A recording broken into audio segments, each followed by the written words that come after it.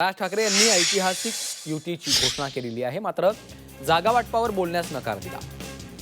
जागांचा आकडा सांगणार नाही असं त्यांनी म्हटलंय। आमचं जागा वाटप पूर्ण झालेलं आहे असं उद्धव ठाकरेंनी म्हटलं।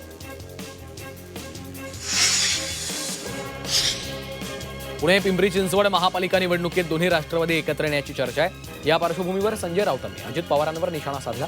दोन्ही राष्ट्रवादी एकत्र येत असतील तर अजित पवारांना सत्तेत राहण्याचा अधिकार नाही अशी टीका राऊतांनी केली आहे। दोन्ही राष्ट्रवादी एकत्र आल्यास महायुतीनं विचार करावा असं राऊतांनी म्हटलंय।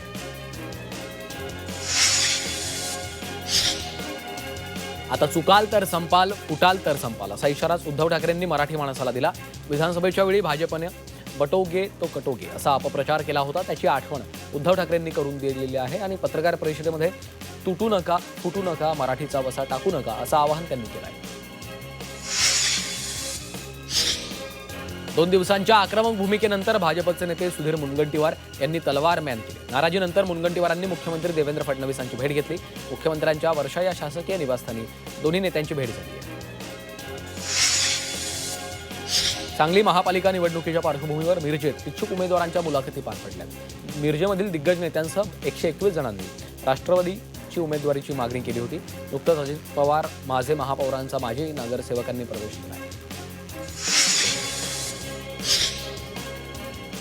सोलापूर महापालिका निवडणुकीसाठी भाजप आणि शिवसेनेच्या युतीची दाट शक्यता आहे। या दोन्ही पक्षांची युती जवळपास निश्चित झाल्याची माहिती सूत्रांनी 24 तासाला दिली आहे। सोलापूरचे पालकमंत्री जयकुमार गोरे देखील मुंबईत आहेत। सन्मानपूर्वक जागांचं वाटप करून येत्या 2 दिवसात युतीची घोषणा करण्यात आल्याचं त्यांनी सांगितलं। सांगली महापालिकेवर काँग्रेस आणि आघाडीचा झेंडा फडकेल असा विश्वास आमदार विश्वजित कदमांनी व्यक्त केला। जनतेसाठी काम करणाऱ्या सर्व धर्माच्या लोकांना सोबत घेऊन जाणाऱ्यांना सोबत घ्यायला तयार असल्याचं कदम यांनी म्हटलेलं आहे।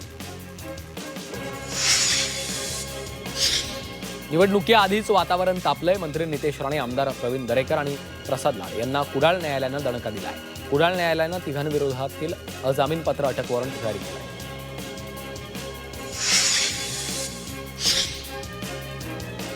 आगामी महापालिका आणि जिल्हा परिषद निवडणुकांची रणनीती ठरवण्याबाबत उपमुख्यमंत्री आणि शिवसेनेच्या सर्व मंत्र्यांसोबत चर्चा झाली। यावेळी विविध विषयांबाबत धोरणात्मक चर्चा झालेली आहे। निवडणुकीत मांडायचे मुद्दे, जागा वाटपावेळी झालेली चर्चा याबाबत शिवसेनेच्या सर्व मंत्र्यांशी शिंदेंनी सखोल चर्चा केली आहे। अकोल्यात वंचित बहुजन आघाडीनं महत्त्वाची घोषणा केली आहे। वंचित यंदाच्या महापालिकेच्या निवडणुकीत काँग्रेससोबत जाणार नाही। या घोषणेमुळे अकोल्यात वंचित आणि काँग्रेस यांच्यात युती होण्याच्या चर्चेला पूर्णविराम मिळाला। काँग्रेसकडनं कोणताही ठोस प्रस्ताव न आल्यानं वंचितनं ही भूमिका घेतल्याचं स्पष्ट करण्यात आलं आहे। राष्ट्रीय समाज पक्षाचे अध्यक्ष महादेव जानकर यांनी काँग्रेस प्रदेशाध्यक्ष हर्षवर्धन सपकाळ यांची भेट घेतली। मुंबईत टिळक भवन या काँग्रेसच्या पक्ष कार्यालयामध्ये दोन्ही नेत्यांची भेट झाली आहे। आगामी महापालिका आणि जिल्हा परिषद तसंच पंचायत समिती निवडणुकीतील आघाडीबाबत दोन्ही नेत्यांमध्ये चर्चा झाली आहे। यवतमाळच्या नवनिर्वाचित नगराध्यक्ष प्रियदर्शनी उईके यांनी मुख्यमंत्री फडणवीसांची नागपुरात भेट घेतली। यावेळी शहरात महिलांच्या सुरक्षिततेसाठी विशेष दामिनी किंवा निर्भया पथक निर्माण करण्याबाबत साकडं घातलेलं आहे।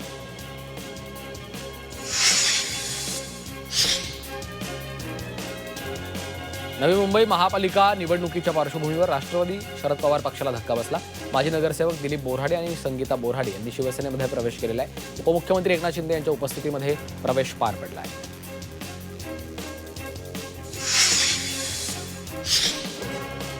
वाशिम नगर परिषदेच्या उपाध्यक्षपदाची चुरस वाढली आहे। 32 सदस्यीय नगर परिषदेमध्ये कोणत्याही पक्षाला स्पष्ट बहुमत मिळालं नाहीये। त्यामुळे आता उपाध्यक्षपदाच्या निवडीसाठी भाजप आणि उद्धव सेना यांच्यात तीव्र राजकीय रस्सीखेच पाहायला मिळण्याची शक्यता आहे।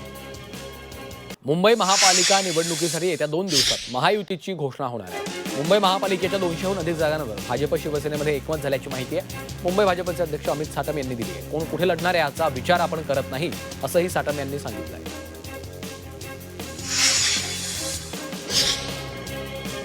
भिवंडी निजामपूर महापालिका निवडणुकीसाठी पहिल्या दिवशी 456 नामांकन अर्ज विक्री झाले। मात्र पहिल्या दिवशी एकही अर्ज दाखल झाला नाही। येत्या काही दिवसात उमेदवारी अर्ज दाखल करण्याची प्रक्रिया वेगवान होईल अशी अपेक्षा आहे। राज ठाकरे आणि उद्धव ठाकरेंकडून ऐतिहासिक युतीची घोषणा करण्यात आल्यानंतर नाशिक महापालिकेसाठी मनसे आणि शिवसेना उद्धव बाळासाहेब ठाकरे पक्षाच्या जागा वाटपाचा संभाव्य फॉर्म्युला समोर आला आहे। नाशिक महापालिका निवडणुकीत मनसे 50 जागांवर तर शिवसेना ठाकरे पक्ष 72 जागांवर लढणार असं समजतंय।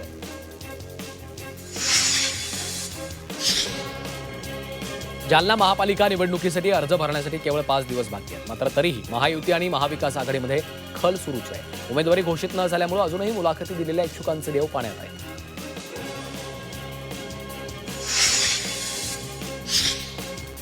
जालना शहर महापालिकेसाठी पहिल्या दिवशी 804 नामनिर्देशन पत्रांची विक्री झाली आहे. यावेळी नामनिर्देशन पत्र खरेदी करण्यासाठी गर्दी दिसून आली. पक्षाकडून उमेदवारी मिळाली नाही तर अपक्ष उमेदवारी अर्ज भरण्याची तयारी अनेकांनी सुरू केली आहे. संभाजीनगर महापालिका निवडणुकीसाठी पहिल्याच दिवशी इच्छुकांनी 1816 अर्ज खरेदी केले. यावेळी सर्वच निवडणूक कार्यालयांच्या बाहेर अर्ज घेण्यासाठी मोठी गर्दी झाली होती. मात्र अद्याप महायुती आणि महाआघाडीमध्ये चर्चेचं गुऱ्हाळ कायम असल्यानं पहिल्या दिवशी एकही अर्ज सादर झाला नाही. सोलापूर महापालिकेच्या निवडणुकीसाठी पहिल्याच दिवशी तब्बल 1000 अर्जांची विक्री झाली. मात्र या दिवसभरात एकही उमेदवारी अर्ज दाखल झाला नाही.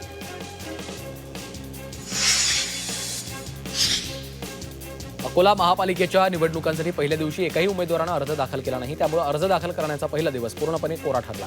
दरम्यान इच्छुक उमेदवारांकडून उमेदवारी अर्जांची उचल मोठ्या प्रमाणात झालेली आहे. 208 उमेदवारांनी 596 अर्जांची उचल केली आहे.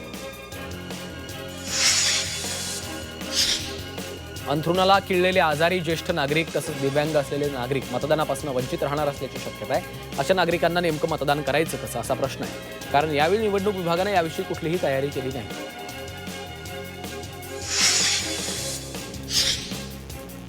लातूर मनपा निवडणुकीमध्ये उमेदवारीचा सस्पेन्स कायम आहे. पहिल्या दिवशी 144 इच्छुकांनी अर्ज घेतले. मात्र एकही अर्ज उमेदवारांनी दाखल केला नाही. तिकीट जाहीर होताच नाराजी आणि संभाव्य बंडखोरी होऊ नये यासाठी सर्वच पक्ष सावध भूमिका घेत निर्णय लांबवत आहेत.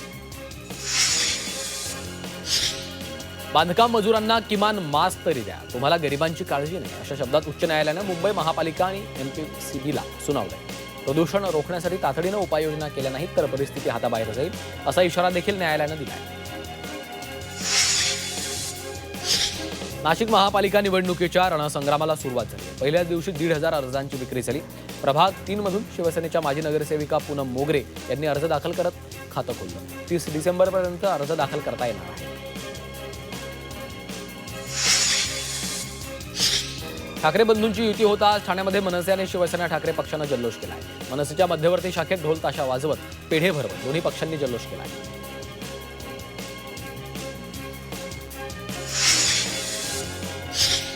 ठाकरे बंधूंच्या युतीनंतर नवी मुंबईतही शिवसेना UBT आणि मनसे कार्यकर्त्यांनी जल्लोष केला. नेरूळमधील छत्रपती शिवाजी महाराज चौकात कार्यकर्त्यांनी एकत्र येऊन फटाके फोडून एकमेकांना पेढे भरवत जल्लोष केला.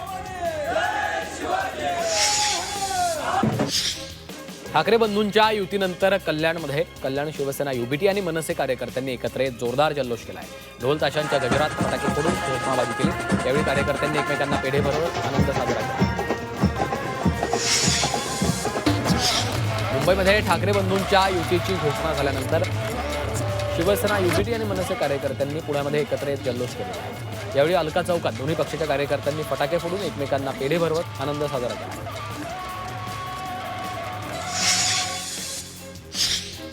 अकोल्यातील विमान पायलट प्रशिक्षण केंद्राला अखेर मंजुरी मिळाली.